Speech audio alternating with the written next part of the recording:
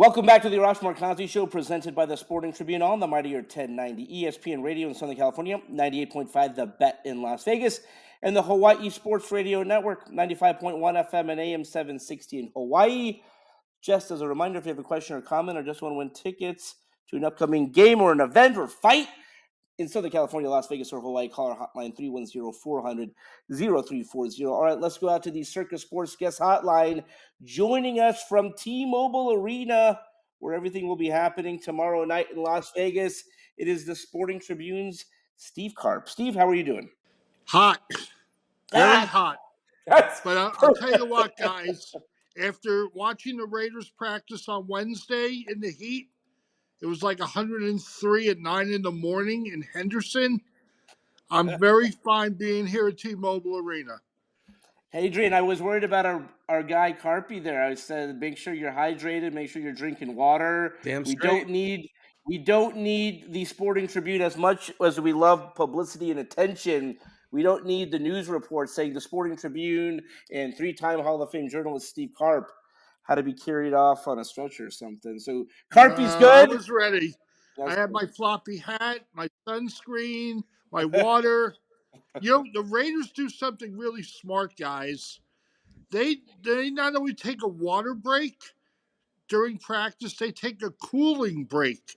They have a room set up adjacent to the field where the players can go in and cool off and get their core body temperature dropped significantly.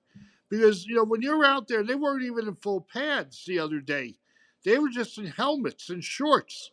It's still hot, guys. Yeah. And for them to be able to, just for 5 or 10 minutes, just hang out in that cooling area, that cooling room, I'll tell you what, that's very smart. And of course, you know, I think we all realize how important that individual athletes and teams, they take care of themselves in this hot weather.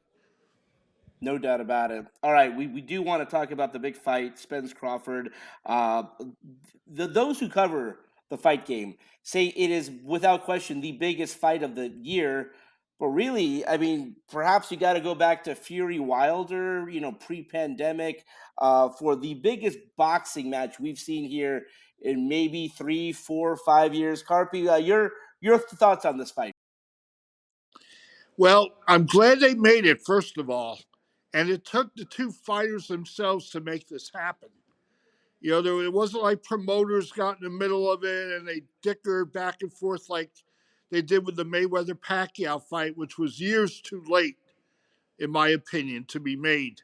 You know, Spence is in his prime. Crawford at 35 is still in his prime. And I think for him, this is an important fight for his legacy. Kind of like when Mayweather fought Canelo. You know, when Canelo was an up-and-coming rising star and it was undefeated and everybody was saying he was boxing's next big thing. And, of course, Floyd took care of him rather easily and handled him. I'm not saying that's going to be the case Saturday. What I am saying, though, is if we're going to have a major fight like this, better when the two combatants are sort of in their prime. Yeah. Well, Steve, I have to ask you a selfish question, okay? I'm very excited. You know, tomorrow night will be my first time covering a boxing event. I have no interest in covering UFC events, and everyone knows I'm at the WWE event. So this is a different thing. This is a Las Vegas fight capital of the world, big money fight, two Americans battling for that number one ranking. It really can't get any bigger. So I just have to ask you, like, what do I like? I need some tips. You know what I'm saying? I'm going to be out there deer in the headlight. Thank God my uncles are going to be there, you know, kind of walking me through everything. But I need some tips on how to make sure I bring the best coverage possible to not only this show, but the Sporting Tribune. Well, for starters, don't expect a lot of help from Crawford. He's not media friendly. So understand that going in. You're not going to get him to open up to you about growing up in Omaha, Nebraska. That's not happening. So if you're looking for that kind of human interest stuff, go talk to Errol Spence. He's more likely to be engaging rather than Crawford.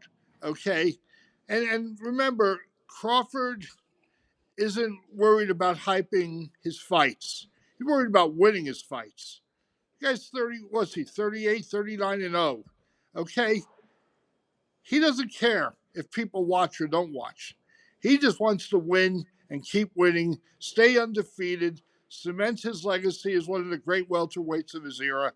And if a win tomorrow happens, especially if he manages to knock out Spence, I'll tell you what, Terence Crawford's going to be in that conversation with guys like Mayweather and Sugar Ray Leonard and Hearns and some of the other, Durant, some of the other great welterweights, Pacquiao. He's that good. He has always been good. And as he's gotten older, he's not ducked anybody. And I think that's the important thing about this fight. If you're looking for a storyline, neither of these guys duck anyone. They want to fight the best fighters. And I think we're going to see that. I think this is going to be a really good fight. I mean, I'm expecting Spence to come out firing. I'm expecting Crawford to take whatever he throws at him, adjust, and then he goes on the attack. There's going to be a lot of ebb and flow in this fight. Steve, you were very specific there, but this young man is covering his very first big-time boxing match in Las Vegas. And Adrian, I think you know this. You know the legend that is Steve Karp. You walk into Piero's, they have his old newspaper clippings up on the wall. Steve, you were there for Tyson Holyfield. You were there the night Tupac got shot. What can Adrian Hernandez expect? What words of wisdom can you give him? This is his first fight, and I told you this before. When I dreamed about covering sports in Las Vegas, that was back when Caesars had the fights outside on the tennis courts. That was my dream. One day that I would get to cover big-time boxing. That's why these fights are always my favorite. Generally speaking, first fight night for our good friend here. What Right. words of wisdom can you give him? Well, for starters, be aware there's going to be a lot of celebrities. And I think for Adrian, this is a big thing to see who shows up to watch this fight. So there'll be people from Hollywood, from music, from sports. I think, someone like LeBron James normally would be here, but in the wake of his son's incident at USC Monday, I don't think LeBron makes an appearance, but there'll be guys like Kevin Durant or, some other NBA stars, some NFL people. I'm sure some of the Raiders players will probably be in attendance. I don't know if Garoppolo will be one of them. We'll talk about him in a second. But I'll tell you what, these big fights are more than just the fight itself. The atmosphere, enjoy just everything that goes with it.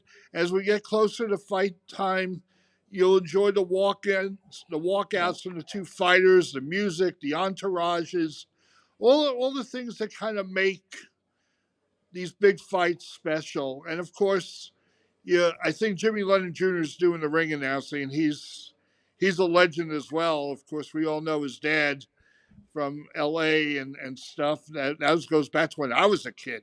And he was doing boxing and wrestling at the Olympic Auditorium in LA.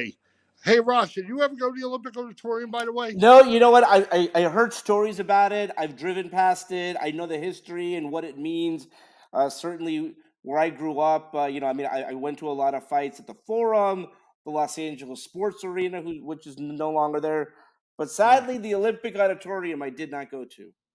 Me neither, and I wish I had, because as a kid growing up in Brooklyn, we used to watch wrestling from the Olympic Auditorium on the Spanish station in New Jersey on the UHF Channel 47. Gotta love in it. Elizabeth, New Jersey. And it was amazing, And I know Adrian's a big wrestling guy. By the way, Adrian, no one's coming off the top rope in this fight and delivering. I'm gonna have to get used to that. An elbow No smash steel or chairs. No A body part might be bitten. I understand. And by the way, no managers get involved. Okay? So if you're looking for a manager to pull a fast one, not happening. It's Steve, a let me say this. WWE thing, not Well, boxing. Steve, Let me say this real quick because none of us have been to that auditorium on Saturday night. We're all going to the moon. I'm very much looking forward to this. And just to let people know, even outside of the show here, of course, we'll recap it. But you can look at our coverage, Sporting Tribune, at the Sporting Trib Yeah. throughout social media, at thesportingtribune.com. Of course, we're going to be writing about it. I'll be there making sure we get some video coverage too. So we'll Right. be tapped in. If you need to cover this fight, if you can't make it, if you don't have the money to buy the pay-per-view, don't worry. We're here for you to help you through. So just a heads up for everybody. Yeah, and again, the pay-per-view's probably pretty pricey. Uh, if I were a boxing fan, though, I would probably purchase it for the Yeah. main event. I'm not sure the undercard is all that great. It's okay, but for the main event, and I'm a real big boxing fan, and I'm really partial to one or both of these guys, I'm probably buying this one because I think it will deliver. Unlike Tank Davis and Garcia, which was billed as the fight of the year back in April and turned out to be a really one-sided fight. So, there's always a buyer beware thing when you buy a pay-per-view in boxing because you never know what's going to really happen or what you're going to get from it. But I think this one might be okay to purchase. Yeah, Steve, before we talk about training camp and the Raiders, now that the dust has settled really on what the Vegas Golden Knights have done for the most part, do you like the group that they're bringing back? Again, great of Riley Smith to still have his charity softball tournament. We're going to miss him in Las Vegas. But your thoughts on the way the Vegas Golden Knights handled things? I thought they did a great job. The guys they needed to keep, they kept, which was Ivan Barbashev and Brett Howden and Pavel Dorofeyev, the guys who are going to be counted on to contribute. And yeah, it took moving Riley Smith to Pittsburgh to create enough cap space to sign Barbashev, but I think they're in good shape. Bringing Aiden Hill back, I think, is very sharp and smart. They probably overpaid for him, but it's only going to be for 2 years. And essentially, this comes down to whether Robin Leonard ever plays for the Golden Knights again. If he stays on long-term injured reserve, basically he gets paid, but he doesn't count against the cap, and Aiden Hill gets his money. If they can move off from him, or if he decides to retire, then it really worked out well for the Golden Knights. But I think that'll be the big question when we go to training camp in September. Robin Leonard's status and just where does he fit in with this team going forward? Steve, you're getting me excited. I damn near hot and bothered, my man, because you're a Hall of Famer, and this is the reason why. We went from boxing, we touched on hockey, and now let's go into Raiders training camp. Of course, you were there day one. You'll be there for the entire season. And the latest that we have, we'll start out with Josh Jacobs. Really quick, the latest report is that there might be an offer floating around for around 12 million, which is $1 million more dollars than Saquon got. I believe. I think he got the 1 year, $11 million Right. deal. And of course, the what am I trying to say? The 10.1 million. What is that called? The franchise tag. Excuse me. The franchise tag would be 10.1 million. They're saying there's reports that there's a deal that the Raiders offered Josh Jacobs 12 mil. So with the latest, what's your reaction to all this? Well, if that's the case, he should take it Yeah. because he wouldn't get significantly more anyway, even if he had been able to get a long-term deal. I mean, he's just a victim of the position being downgraded by the NFL. Right now, receivers are the hot commodity on offense, and to a lesser extent, tight ends, and he's neither. So while he can catch the ball out of the backfield, and I'm sure he'll be an inviting target for Jimmy Garoppolo, the fact remains that even though we led the NFL in rushing, it's not 1965. It's not Jim Brown, okay? And he even didn't get paid like he should have because he was arguably the best running back of all time. Certainly back then he was. But that being said, they could only do a 1 year deal for him.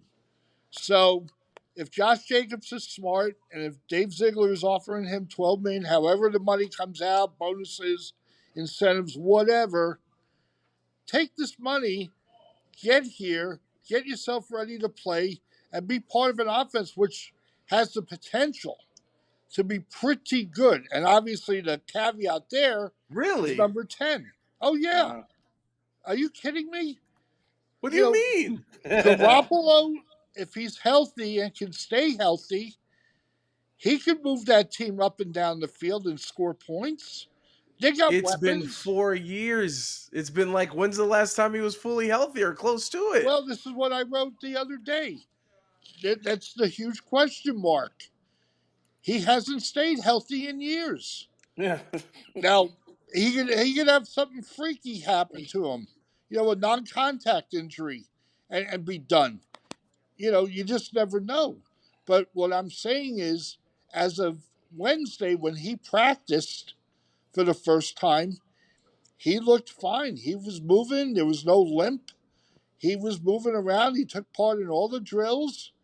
And I know Josh McDaniels kind of wants to baby him. I'm not sure how much of the offense he knows at this point. I would think he probably knows it pretty well.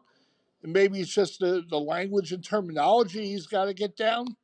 But this is the guy who helped mold him into a pro quarterback when they were both in New England with the Patriots. I think that Garoppolo is going to help the Raiders. And when you look at the receiving core and the offensive line has got some depth. And they drafted Michael Mayer, the tight end from Notre Dame in the second round, who looked pretty good yesterday, on Wednesday, by the way. I think the Raiders offensively can compete with the Chargers and the Chiefs Well, and wait a minute. Denver. And Steve, first off, it's very hard to get into an argument with somebody who responds by saying, well, what I wrote on, because I have no retort to someone actually writing a column. But is it fair to say this only pending if Russell Wilson's downslide continues, even with Sean Payton? Whether Jimmy plays fully or gets hurt and only plays partially, the Raiders, as it stands right now, have the fourth best quarterback in the division. True or false? Um, as of today, yes, but they don't play till September 10th. And Oh, there you Fair go. enough. ironically, Fair enough. ironically, guess who they play on September 10th? Russell Wilson and the Broncos. So Ah, So we gonna find let, out. So let's we gonna see what find out. happens. That's a long ways away, guys. So let's see what happens. Justin Herbert got a huge extension from the Chargers. Mahomes is Mahomes, obviously. The Chiefs still are the best team in the division.